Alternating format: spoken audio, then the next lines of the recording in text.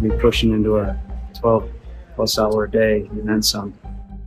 Dennis Tejer is one of more than 100,000 pilots in the U.S. grappling with this summer's travel demand. It's led to chaotic scenes from long lines at LaGuardia Airport to seas of baggage in Frankfurt. What I'm seeing right now, I have never seen in my 30-plus years at the airlines.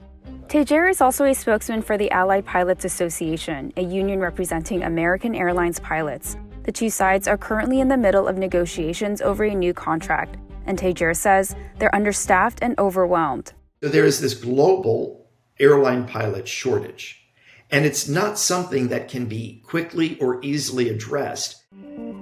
While travelers have returned, there are 230,000 fewer workers across the industry than there were before the pandemic. We look at how all this is taking a toll and how the industry is trying to fix things for pilots.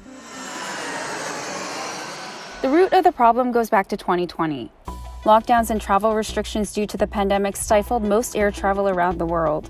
To survive, the aviation industry scaled back its workforce, with the 4 largest U.S. carriers alone losing more than 4,000 pilots in 2020. This shortage is being felt most acutely by regional carriers, who've pulled out of some routes with fewer passengers, restricting access to smaller cities. Pilots are being stretched at some airlines to their limits. Henry Hardevelt is the founder of Atmosphere Research, an airline and travel industry analysis group. He says that this shortage has upended the control pilots have over their schedules. Each month, airlines share a roster of upcoming flights, with pilots choosing the ones they want. Any remaining flights are left up for grabs for pilots that have some extra time. They earn more money as a result when they fly those trips. So it's a win-win for the pilot and the airline. But the predictability of this system broke down in the summer, when the travel season was hit by extreme weather, technical glitches, and other snafus. Flight schedules had very little buffer room to deal with these unexpected issues. Some of them are 10, 11-hour days. That's basically going to give me about a little over an hour of buffer. And the resulting flight delays and cancellations left both passengers and staff uncertain about when they would be flying. This unpredictability has made some pilots hesitant to take extra flights. There is a deep resistance to actually go pick up time. Once you're in the system, they come in and say, guess what? You're not going home. You're going to go for another day or two. To manage the challenge facing pilots, as well as other staffing shortages across the industry, some airlines are adjusting their scheduling. American Airlines said during its July earnings call that it would reduce scheduled flights for at least the rest of the year. We pulled out, some additional flying, and that's flying that we would rather do. This is a painful decision to make after the industry spent about 2 years waiting for demand to return. Obviously, this comes at a cost. For one thing, they still have all the pilots that they have on payroll.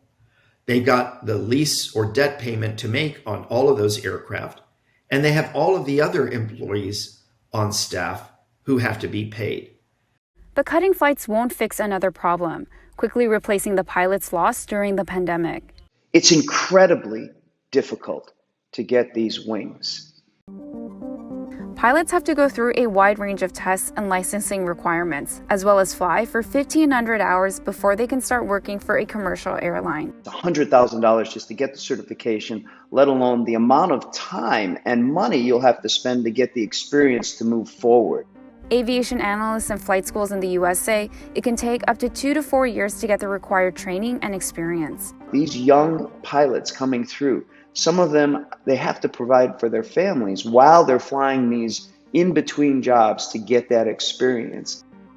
To make this process easier, American Airlines said it's focusing on removing training and financial barriers for its aviators through its Cadet Academy. And faster training will be key, because 2022 is already the busiest year on record for pilot hiring. Major U.S. carriers are also on track to hire more than 10,000 of them this year, according to one pilot advisory firm. As of August, American Airlines alone had hired over 1,200 pilots.